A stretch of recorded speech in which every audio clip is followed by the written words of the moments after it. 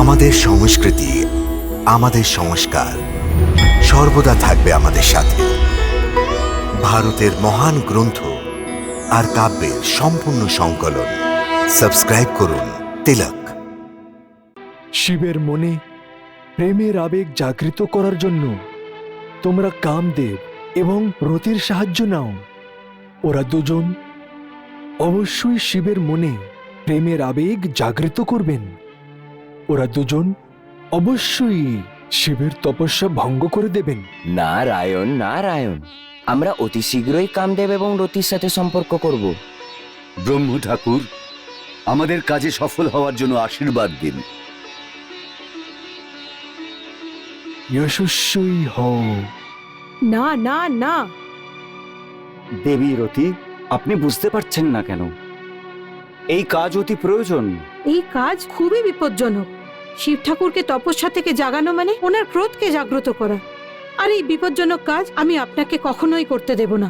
আর এই কাজে আমিও আপনাকে সাহায্য করতে পারবো না। এটা কি ধরনের জেদ? আপনি সমস্ত দেবতা এবং দেবলোকের কথাই ভাবছেন। আপনি যদি এটাকে আমার জেদ মনে করেন তো তাই করুন, কিন্তু আমি আমার স্বামীকে দেবলোকের জন্য উপহার দিতে।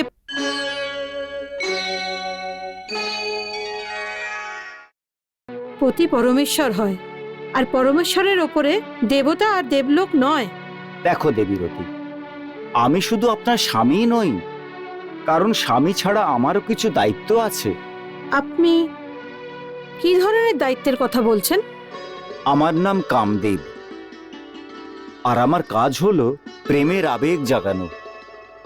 সত্যি কথা হলো এই, আমরা তিন লোকই প্রেমের পাঠ পড়াই, কিন্তু এই সময় আমার এটাই মনে হচ্ছে সবচেয়ে প্রথমে এই পাঠ আপনাকেই পড়াতে হবে। আপনি কি এটাই বলতে চাইছেন যে আমি প্রেমের অর্থই জানি না? অবশ্যই জানেন, কিন্তু প্রেমের শুধু অর্ধেক অর্থই আপনি জানেন। অর্ধেক অর্থ? হ্যাঁ দেবী, প্রেম শুধু নিজের প্রেমিকে পাওয়ার নামই নয়, নিজেকে উপহার স্বরূপ কাউকে অর্পণ করার ভাবনাও প্রেম।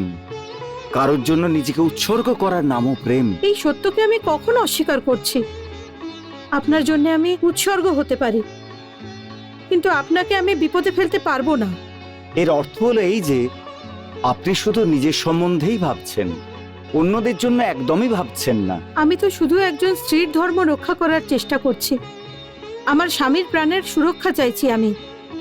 শুধু নিজের এবং নিজের স্বামীর সম্বন্ধে ভাবা আর অপরকে সাহায্য করার যোগ্যতা থাকা সত্ত্বেও ওনার সাহায্য না করাকে স্বার্থপরতাই তো বলে। আর আপনি এই স্বার্থকে স্ত্রীর ধর্ম বলছেন। আসলে যেই স্বার্থকে আপনি স্ত্রীর ধর্ম বলছেন, ওই স্বার্থে আপনি এটা ভুলে গেছেন, স্বামীর কর্তব্য রক্ষা করাও স্ত্রীর ধর্ম। যাকে আপনি আমার স্বার্থ বলছেন, ওটা আমার প্রেম, আমার দেবতা। শিব ঠাকুরের তপস্যা ভঙ্গ করার কথা শুনেই আমি ভয়ভীত হয়ে যাচ্ছি। আমার আত্মাও শুনে কেঁপে উঠছে। ভাবছি যে আপনার যদি কিছু হয়ে যায়। আমার কিছু হবে না দেবী, আমার প্রাণের চিন্তা করবেন না। আমি অমর, মৃত্যু আমার হবে না। আপনার এই ভয় ভিত্তিহীন, কারণহীন। অকারণ হতে পারে, কিন্তু মনে একটা সন্দেহ হচ্ছে, যেটা কাঁটার মতো মনে বারবার বিঁধছে। আমি জানি না কেন মন চাইছে না। মনের কথা শুনলে দেবতাদের সম্মান রক্ষা করতে পারবেন না। স্বয়ং দেবরাজ ইন্দ্র সহিত সমস্ত দেবতারা দেবলোককে তারকাসুরের হাত থেকে ছাড়াবার জন্য আমার কাছে এখানে এসেছেন।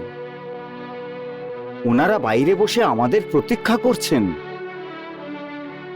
ওনাদের সবাইকে উদ্ধারের জন্য আমাদের শিব ঠাকুরের মনে প্রেম অগ্নি জাগ্রত করার জন্য বিপদে ঝুঁকি নিতেই হবে দেবী। আর শিব ঠাকুরের মনে প্রেমের আবেগ জাগ্রত করার পরামর্শ ব্রহ্মা ঠাকুর দিয়েছেন, আর এটাই ওনার ইচ্ছে। যদি আমরা ওনার ইচ্ছের বিরুদ্ধে যাই, তাহলে ওনাকে অনাদর করা হবে। আপনি কি ওনাকে অনাদর করার সাহস করতে পারবেন? যদি আপনার এটাই ইচ্ছা হয়ে থাকে, তাহলে এটাই হোক। আমরা এই বিপজ্জনক কর্ম করব, কিন্তু আমাদের সুরক্ষার তো কোনো ব্যবস্থা হবেই।